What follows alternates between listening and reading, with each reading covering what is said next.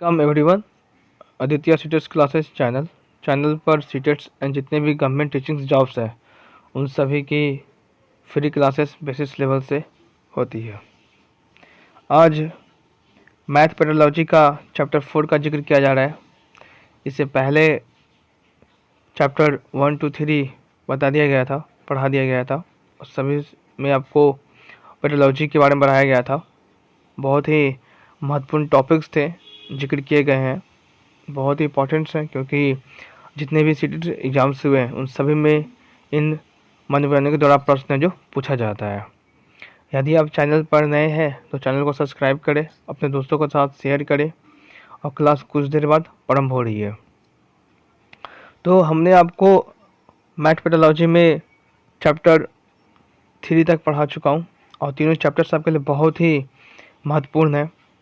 आपको अभी तक आपने नहीं देखा है तो जरूर जाके देखें और ये बहुत ही आपके लिए महत्वपूर्ण टॉपिक्स है। और जो टॉपिक्स आपका है डांस के बारे में है। सबसे पहले डांस के बारे में आपको पढ़ना है, फिर आपको पढ़ना है पोलियो के बारे में, सेकंड चैप्टर है, और थर्ड चैप्टर आपका हिले के बारे में है, और फोर्थ चैप्टर आज प्रारंभ किया जा रहा है न्यूमन्स त्रुटि के विश्लेषण सिद्धांत। ये बहुत ही महत्वपूर्ण टॉपिक्स हैं। इन सभी से प्रश्न है जो पूछा जाता है। तो ये आपका चैप्टर 4 में आपका न्यूमन्स एरर एनालिसिस थ्योरी है जो बहुत ही महत्वपूर्ण टॉपिक्स है। और चलिए इनके बारे में समझते हैं, आरंभ करते हैं।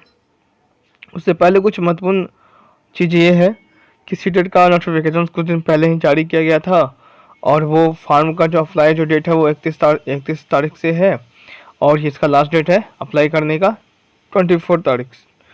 24 नवंबर आपका लास्ट डेट है और 31 अक्टूबर से प्रारंभ हो जाएगा फॉर्म को अप्लाई करना। और उसमें एक बोल्ड अक्षर में लिखा गया है सीटेट फॉर्म में कि पहले आओ पहले पाओ। तो पहले आओ पहले पाओ का मतलब ये हुआ, पहले आना पहले पाने का मतलब ये हुआ कि अगर आप सीटेट का फॉर्म पहले फिलअप करते हैं और जो आपका बगल का जो सिटी है या आपको जिस सिटी में रहते हैं वही सिटी आपको मिल जाएगा पहले अगर फॉर्म को फिलअप करते हैं तो। और यदि आप लेट फॉर्म को फिलअप करते हैं और जिस सिटी में आप हैं उस सिटी में अगर सेंटर पूरा फुल हो जाता है तो आपको दूसरे या तीसरे सिटी में आपको भेज दिया जाएगा। तो इसलिए सरकार ने कही भी है कि आपको नोटिफिकेशन साफ जारी भी कर दिया गया। और इस बार सभी के सभी एलिजिबल हैं, जितने भी शैक्षणिक संस्था में इस वर्ष सभी लोगों ने एडमिशन करवाए हैं वो सभी लोग हैं जो सीटेट का फॉर्म फिलअप कर सकते हैं। तो उम्मीद करते हैं कि इस बार बहुत ज़्यादा फॉर्म है जो पहले के अपेक्षा ज़्यादा जाने वाला है। और इनके कुछ बायो के बारे में जानते हैं, इनका थोड़ा सा इतिहास के बारे में जान जाते हैं कि न्यूमैन का जन्म 27 जुलाई 1930 को हुआ था। कहाँ हुआ था? न्यूयॉर्क में हुआ था। उनका जन्म जो हुआ था न्यूमैन का जो जन्म जो हुआ है वो 27 जुलाई 1930 में हुआ था और वो मर गए थे 28 मार्च 2007 को। इनका हल्का सा हिस्ट्री था, पूछा तो कभी नहीं जाता है, बस खाली नॉलेजमेंट के लिए आपको जानना होगा। अब इनके 5 त्रुटि विश्लेषण सिद्धांत हैं। कौन कौन से हैं? बहुत ही महत्वपूर्ण है ये प्रश्न, आपको इसी से आता है। इसे मैंने प्रीवियस ईयर कोई प्रश्न को एक इंक्लूडिंग किया है जो प्रश्न बिल्कुल उसी तरह से पूछा जाता है। तो सबसे पहला उनका जो सिद्धांत है वो है प्रश्न को पढ़ना, रीडिंग या डिकोडिंग द क्वेश्चन। सेकंड आपका है प्रश्न को समझना, कंप्रेहेंडिंग द क्वेश्चन। गणितीय प्रक्रियाओं का निष्पादन या उसको बोलते हैं रूपांतर, परफॉर्मिंग मैथमेटिकल प्रोड्यूसर्स। तो आप इसको भी रिमेंबर कर सकते हैं, आप इसको भी जान सकते हैं। इसको ना दे करके वो रूपांतर लिख देगा तो आप समझ जाइएगा, और इस शब्द को ना लिख करके परफॉर्मिंग मैथमेटिकल प्रोड्यूसर को ना लिख करके वो सिर्फ खाली ट्रांसफॉर्मिंग शब्द का भी प्रयोग कर सकता है। तो वो किस में से किसी शब्द का प्रयोग है जो कर सकता है, तो इसी चीज़ को ध्यान दीजिएगा। चौथा आपका है प्रसंस्करण, उत्तर की व्याख्या करना। फोर्थ क्या है? प्रसंस्करण, उत्तर की व्याख्या करना, processing, interpreting the answer. Fifth है इनकोडिंग, गणितीय प्रतीकों में परिवर्तन, encoding the transformation to mathematical symbols. तो इनके ये 5 सिद्धांत हुए, इनके जो ये 5 के हुए सिद्धांत हुए। अब पांचों सिद्धांत बहुत ही महत्वपूर्ण है, बहुत ज़्यादा महत्वपूर्ण है। और प्रश्न इसी पॉइंट से आता है। प्रश्न जो इनको जो आता है, या और भी मनोवैज्ञानिक जो मैंने आपको जिक्र किया हूँ, आप प्रीवियस वीडियो में सब जाके देख सकते हैं। तो इसका है प्लेलिस्ट आज बना दिया जाएगा। तो जितने भी आपको थ्योरी जो पढ़ाए गए हैं उसमें आपको क्रमबद्ध से क्वेश्चन पूछा जाता है। जैसे कि आपको 1 2 3 4 5 मैंने इनका थ्योरी बताया न्यूमेरिकल्स का, तो इसका जो प्रश्न जो पूछेगा वो क्रमबद्ध से पूछेगा। क्रमबद्ध से पूछने का मतलब है कि पहले आपको 3 दे देगा, 4 दे देगा। मैं आपको इसी वीडियो में बने हुए रहिए, आपको सबसे लास्ट में जिक्र किया जाएगा कि प्रश्न जो किस प्रकार से पूछा जाता है। तो पहला उनका जो था प्रश्न को पढ़ना, सेकंड प्रश्न को समझना, थर्ड है गणितीय प्रक्रियाओं का निष्पादन, फोर्थ है आपका प्रसंस्करण, उत्तर की व्याख्या करना, फिफ्थ है आपका इनकोडिंग, गणित प्रतीकों में परिवर्तन। हिंदी इंग्लिश दोनों में लिखा हुआ है, आप इसको कॉपी में नोट भी कर सकते हैं। और पीडीएफ है जो आपको टेलीग्राम चैनल पर मिल जाएगा। टेलीग्राम चैनल पर आपको सर्च करना है आदित्य सीटेस क्लासेज। 847 या 48 मेंबर्स ज्वाइनिंग है, तो उसमें आपको ये पीडीएफ आपको क्लासेज के बाद मिल जाएगी। तो अब इसको एग्जाम्पल के तौर पर समझेंगे। हमने जिसको पढ़ लिया कि ये 5 सिद्धांत होते हैं, तो 5 सिद्धांत को हम लोग उदाहरण के तौर पर समझेंगे। तो सबसे पहले है प्रश्न को पढ़ना, सेकंड है प्रश्न को समझना, थर्ड है गणितीय प्रक्रियाओं का निष्पादन, फोर्थ है प्रसंस्करण, उत्तर की व्याख्या करना, फिफ्थ है इनकोडिंग, गणित प्रतीकों का परिवर्तन। तो सब का सब सिद्धांत किनके द्वारा दिया गया है? न्यूमन्स के द्वारा दिया गया है। न्यूमन एक मनोवैज्ञानिक है, उनके द्वारा ये सिद्धांत है जो मैथ में दिया गया था। तो इसको उदाहरण के तौर पर समझते हैं। पहला मैंने आपको बताया प्रश्न को पढ़ना। तो यदि शिक्षक ब्लैक बोर्ड पर कोई प्रश्न को लिखते हैं और बच्चों को बोलते हैं कि इस प्रश्न को बनाओ, तो बालक सबसे पहले प्रश्न को पढ़ेगा। जैसे कहने का मतलब और समझिए कि अभी जो मैंने आपको ऊपर जो बताया ये 5 चीज़, इसको मैं आपको उदाहरण के तौर पर समझा रहा हूँ। सबसे पहले था प्रश्न को पढ़ना, तो मैं उसको आपको उदाहरण के तौर पर समझा रहा हूँ, बता रहा हूँ कि शिक्षक किसी बालक या किसी बालक को खड़ा करवाते हैं, हम पूछते हैं कि बताओ इस प्रश्न का उत्तर क्या होगा। तो बालक सबसे पहले क्या करेगा? बालक सबसे पहले उस प्रश्न को पढ़ेगा। तो यहाँ पर न्यूमन्स जी ने भी यही कहे हैं कि सबसे पहले किसी बालक से कोई प्रश्न पूछा जाता है तो सबसे पहले बालक क्या करता है? उस प्रश्न को बालक पढ़ता है। यदि शिक्षक ब्लैक बोर्ड पर कोई प्रश्न को लिखते हैं और बच्चों को बोलते हैं तो इस प्रश्न को बनाओ, तो बालक सबसे पहले क्या करेगा? प्रश्न को पढ़ेगा। सेकंड क्या करेगा? अब शिक्षक उसे बोले कि इस प्रश्न को बनाओ, तो सेकंड थ्योरी मैंने बताया प्रश्न को समझना। तो जो शिक्षक उस बालक को खड़ा किए ब्लैक बोर्ड के सामने और उससे पूछे कि इस प्रश्न का उत्तर बताओ, तो बालक सबसे पहले क्या किया? प्रश्न को पढ़ा। अब प्रश्न को पढ़ने के बाद प्रश्न को समझेगा। जब तक उसको प्रश्न समझ में नहीं आएगा तब तक उस चीज को वो सोल्व नहीं करेगा। तो न्यूमन्स जी ने यही कहा कि बालक सबसे पहले प्रश्न को पढ़ेगा और सेकंड बार प्रश्न को वो समझेगा। तो दिए गए प्रश्न को बालक जब पढ़ना शुरुआत करेगा तो उसके बाद बालक प्रश्न को समझेगा क्या करना है और क्या नहीं करना है। अब प्रश्न है कि वह क्या निकालने के लिए कहा जा रहा है। अब प्रश्न है जो शिक्षक जो पूछे उस बालक से, तो बालक ये समझने का कोशिश करेगा कि प्रश्न हमें तो समझ में आ गया। जब बालक को प्रश्न समझ में आ जाएगा तो बालक को ये समझ में भी आ जाएगा कि ये प्रश्न को क्या करना है, प्लस करना है, माइनस करना है, ऐड करना है, सब्ट्रैक्ट करना है, मल्टीप्लिकेशन करना है, ये कुछ भी उसको बनाना हो या निकालना हो। फिर आपका कहा गया है कि न्यूमन्स जिन्हें थर्ड थ्योरी में कहें गणित प्रक्रियाओं का निष्पादन। देखिए यहाँ पर प्रश्न को पहले पढ़ लिया गया, प्रश्न को समझा दिया गया। थर्ड आपका था गणित प्रक्रियाओं का निष्पादन। तो गणित प्रक्रियाओं के निष्पादन के बारे में कहना यह है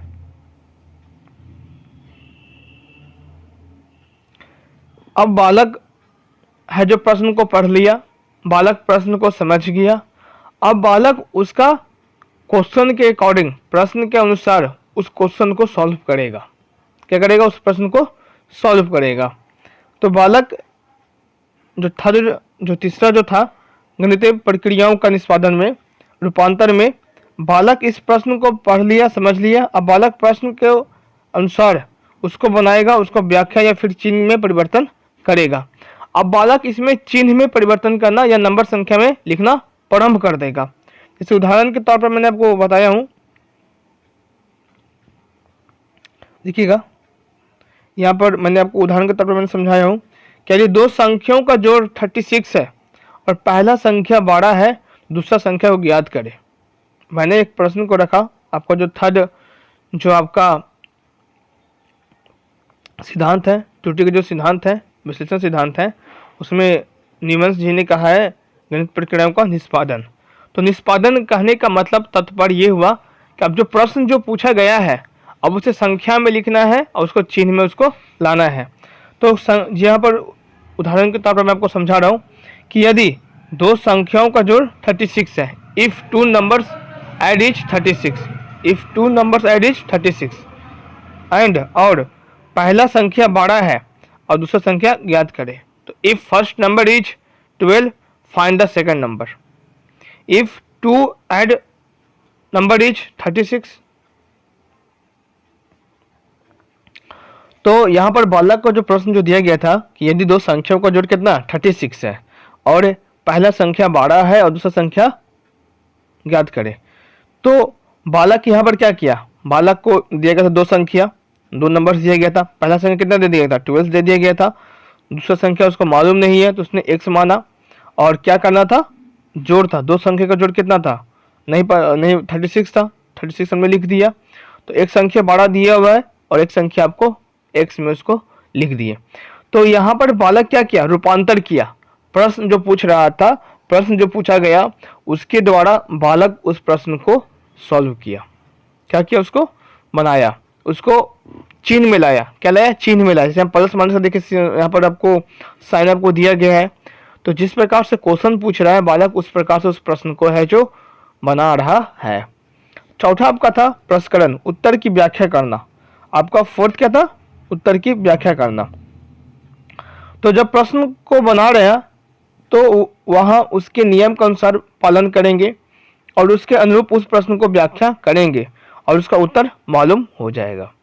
कहने का मतलब तात्पर्य हुआ कि उत्तर की व्याख्या करना, जो फोर्थ जो सिद्धांत जो हुआ न्यूमैन्स का, वो कहा जा रहा है उत्तर की व्याख्या करना। तो देखिए, अब हमने यहाँ पर 12 + x = 36, जब इसको सॉल्व करेंगे तो किस प्रकार से करेंगे? 12 + x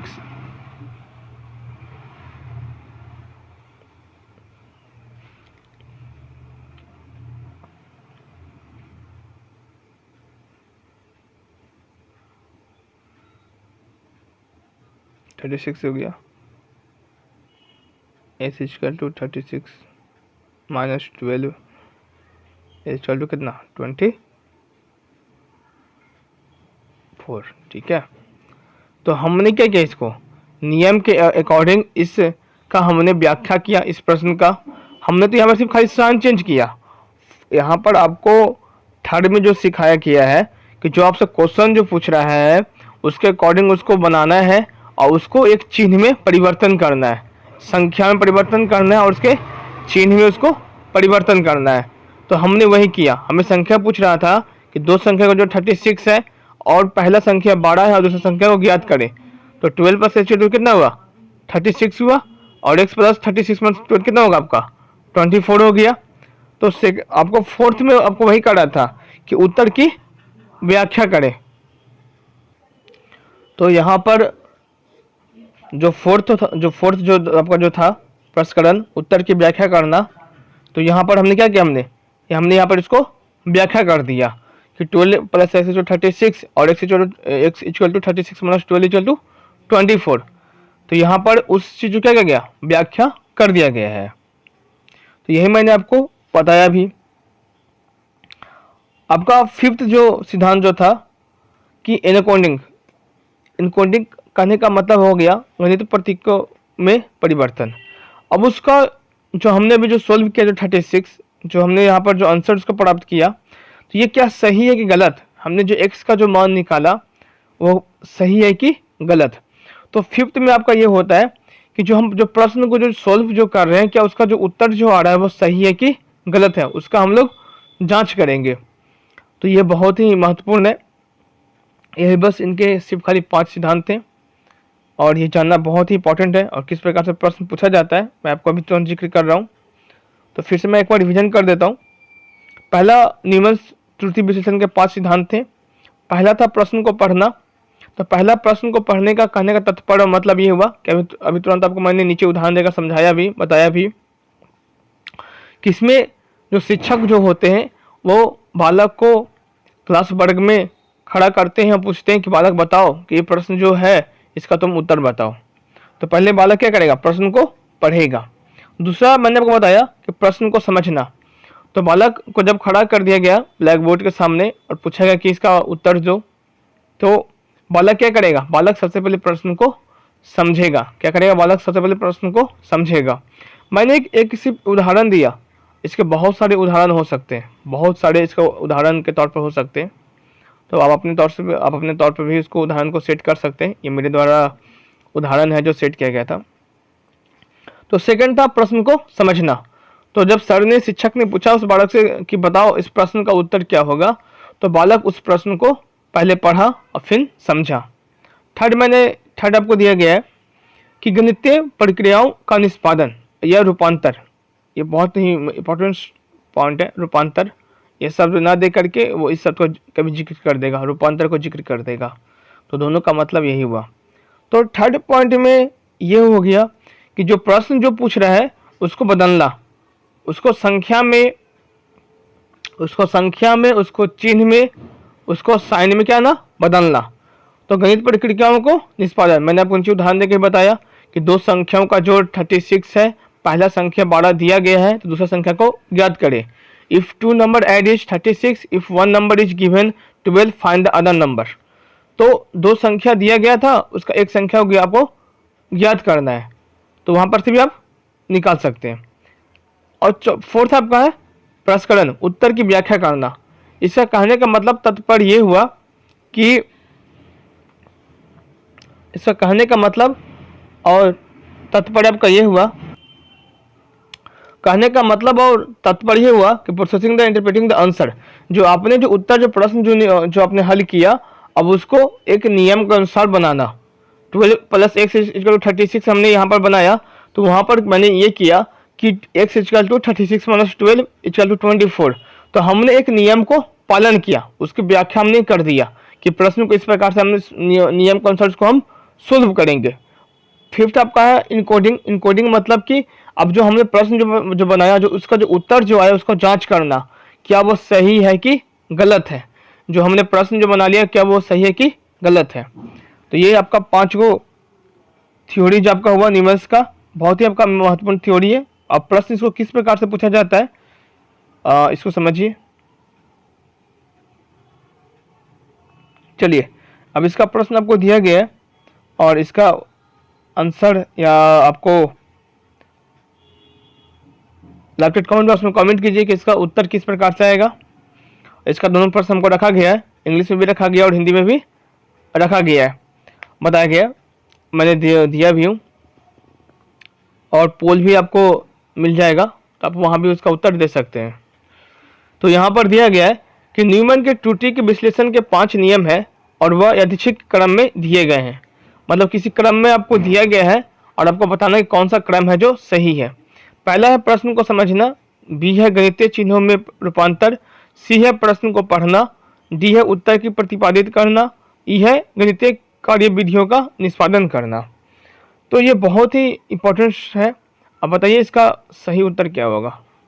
A B C D, इसका सही ऑप्शन उत्तर क्या होगा। ए सही है, बी सही है, सी सही है कि डी सही है। अगर इसको थोड़ा सा अगर लो करेंगे तो मे भी आपको थोड़ा सा होगा थोड़ा प्रॉब्लम, लेकिन पूरा क्वेश्चन आ जाएगा। फिर से मैं जूम कर देता हूँ एक बार। पहला ए है, अच्छा दो करके तो हो जाएंगे, इस प्रकार से हो जाएगा।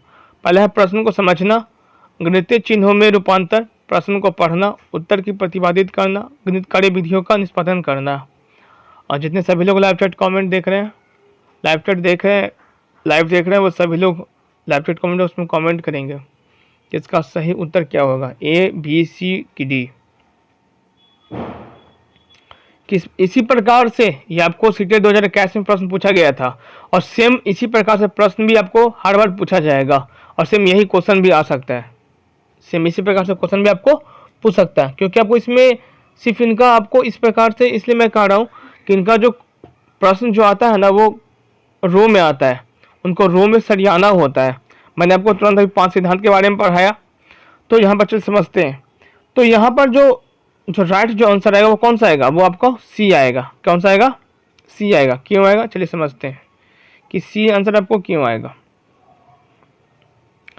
तो सबसे पहले मैंने आपको बताया कि न्यूमन्स थ्योरी के अनुसार सबसे पहले वाला क्या करेगा, प्रश्न को पढ़ेगा, ठीक है, तो सी हो गया। फिर प्रश्न क्या करेगा, समझेगा।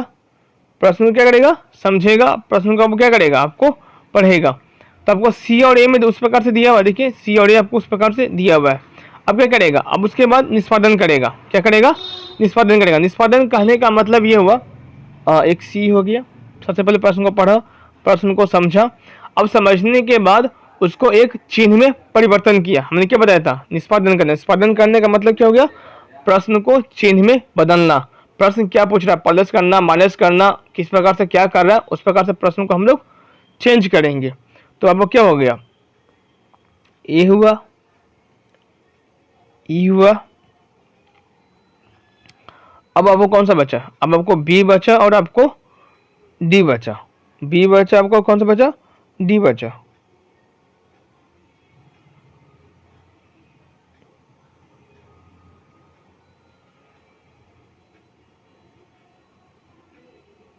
ठीक है, तो देखिए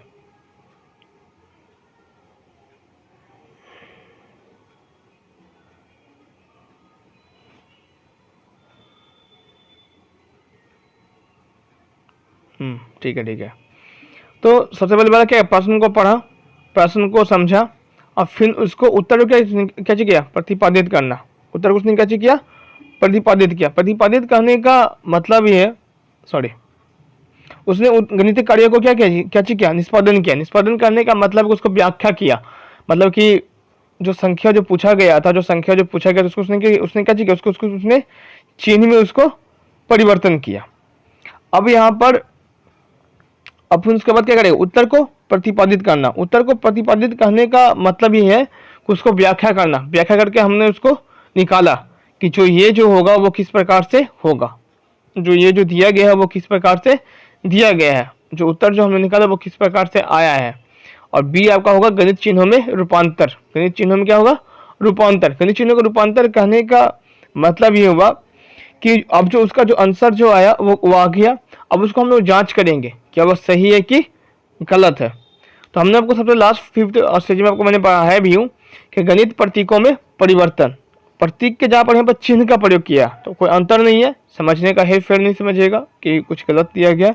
दोनों का अपने अपने जगह बिल्कुल सही मीनिंग है और सही जगह पर प्रयोग किया गया। तो इसी प्रकार से आपको प्रश्न है जो पूछा जाता है सीटेट में, और यही प्रश्न आपको आएगा भी। कहने का मतलब ये है कि इसको सिर्फ क्रम में सजाना होता है।